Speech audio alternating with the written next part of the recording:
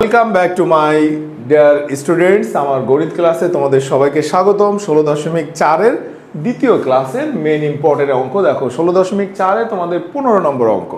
15 নম্বর অঙ্কটা কি ছিল? একটি বেলুনের বক্রতলের ক্ষেত্রফল হলো 100 বর্গ সেন্টিমিটার আর আয়তন হলো 150 ঘন সেন্টিমিটার। বলছে বেলুনের উচ্চতা ও ভূমির ব্যাসার্ধ নির্ণয় করো। খুবই ইজি, জাস্ট ক্যালকুলেশনটা আমরা এখানে নিব। দেখো ক্যালকুলেশন করলে আমাদের অঙ্ক হয়ে যাবে। তো এখানে আমাদের কি দেখো, আমরা এটা ধরে নিই যে ধরি বেলুনের উচ্চতা h। দেখো এখানে লিখছি বেলুনের উচ্চতা হচ্ছে h ঘন h সেন্টিমিটার আর বেলুনের ভূমির ব্যাসার্ধ 8 সেন্টিমিটার। প্রশ্ন মতে বেলুনের বক্রতলের ক্ষেত্রফল, এই যে বক্রতলের ক্ষেত্রফল, তা আমরা সবাই সূত্র জানি। বক্রতলের ক্ষেত্রফল কি? 2πrh equal to 100। এটা হলো 1 নম্বর সমীকরণ। আয়তন, বেলুনের আয়তন কি? πr² equal to 150। এটা হলো 2 নম্বর। তো আমাদের এখান থেকে 1/2 এটা আমরা ভাগ করে দিই। দেখো 2πrh ডিভাইডেড বাই πr²h 100/150। তাহলে কাটাকাটি যদি আমরা করি, এখানে উপরে থাকবে 2, নিচে থাকছে r, এখানে 2/3। তার মানে r এর মান যদি আমরা নিই, এটার মান হলো 3। দেন 1 হতে r এর মান বসে পাই 2π, r এর মান হলো 3h equal to 100।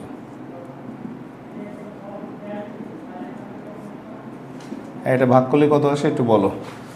100/6π।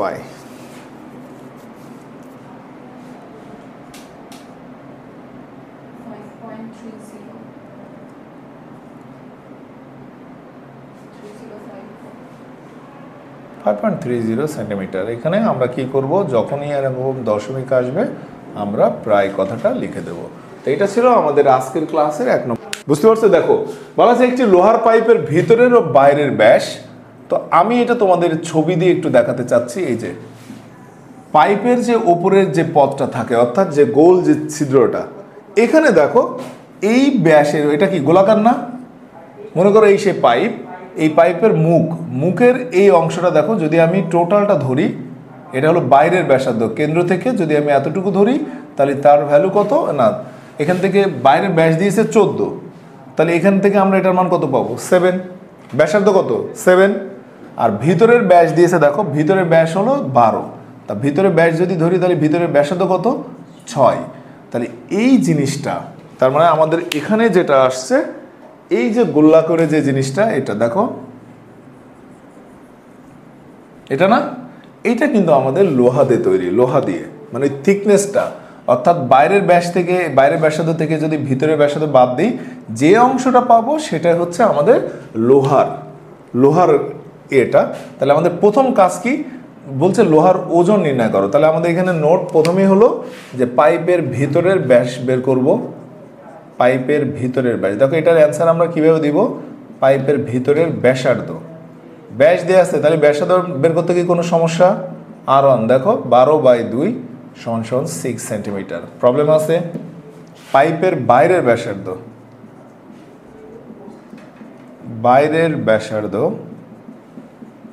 r2 14/2 = 7 centimetre. কোনো সমস্যা? পাইপের উচ্চতা,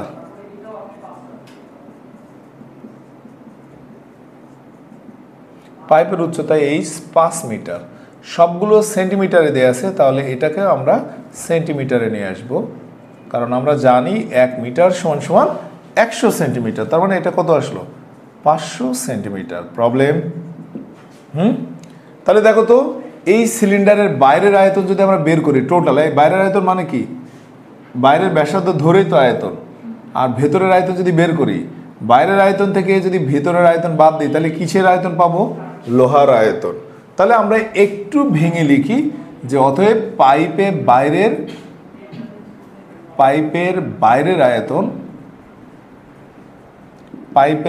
আয়তন, আমি এটাকে ভাগ করে দিচ্ছি। আমি এক কথায় লিখতে পারতাম, কিন্তু ওটা না করে আমি লিখছি πr² h ঘন একক। নট আমরা এখন কোনো ঘন সেন্টিমিটার, একক না, ঘন সেন্টিমিটার। এর পরেরটা কি? পাইপের ভিতরের আয়তন, পাই r2^h ঘন সেন্টিমিটার। তাহলে আমাদের দেখো পাইপে লোহার আয়তনটা কত, এটা আমাদের বেরিয়ে যাচ্ছে।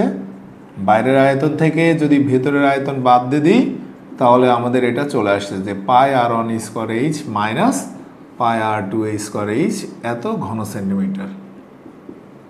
তো আমরা এখানে মান বসাবো। দেখো এখান থেকে কমন নেওয়া যায় পাই h r1² মাইনাস r2²। মান বসাই দিই। পাই মানে 3.1416, h এর মান হলো 500, r1² মানে 7² মাইনাস 6²। এটার ভ্যালু কত আসে একটু বলেন স্যার।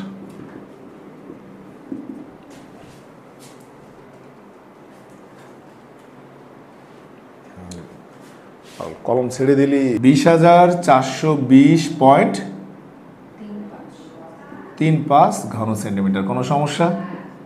ওকে।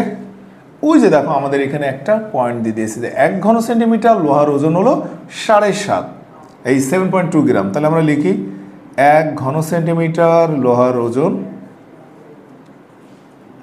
1 ঘন সেন্টিমিটার লোহার ওজন হলো 7.2 গ্রাম। তাহলে অতএব পাইপে লোহার ওজন,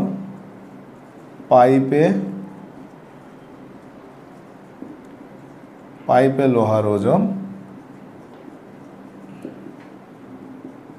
7.2 গ্রাম।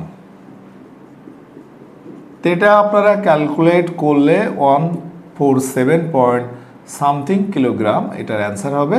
এটা আপনারা ক্যালকুলেটারে করে নিন। তো এটা আমাদের কিন্তু বিশেষ একটা ইম্পর্টেন্ট ম্যাথ এই চ্যাপ্টারে 16.4।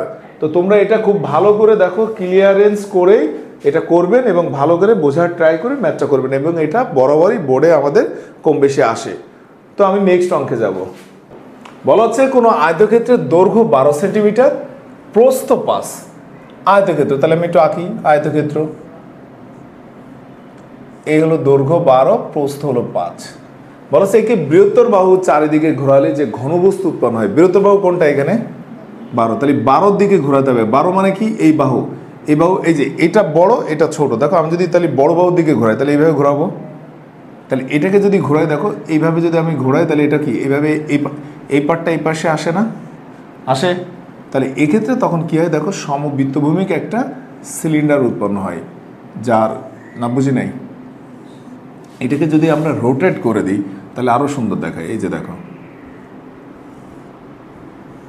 এই মনে করো 5, এই মনে করো 12।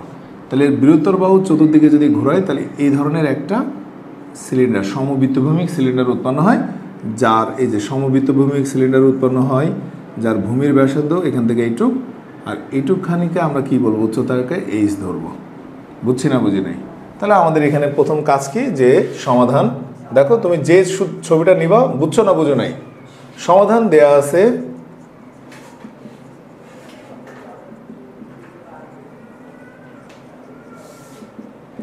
আয়তকার ঘনবস্তুর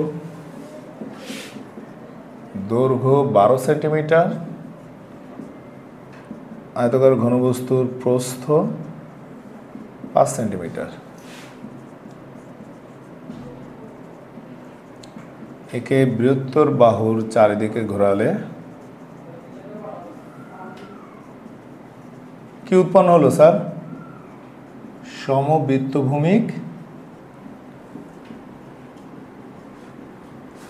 সমবৃত্তভূমিক সিলিন্ডার উৎপন্ন হয়।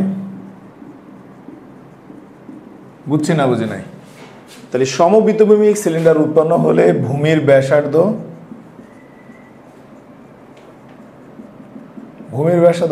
আর মানে 5 সেন্টিমিটার, আর উচ্চতা হচ্ছে এখানকার এইচ হলো 12 সেন্টিমিটার। তা বলা হচ্ছে এর পৃষ্ঠতলের ক্ষেত্রফল। তাহলে অতএব বেলুনের পৃষ্ঠতলের ক্ষেত্রফল কি হবে?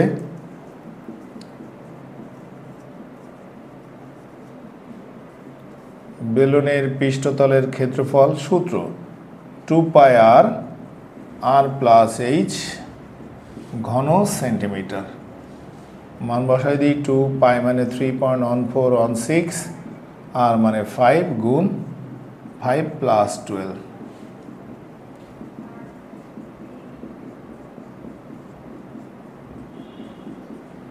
এটার মান বের করব। বেলনের আয়তন পাই আর স্কোয়ার এইচ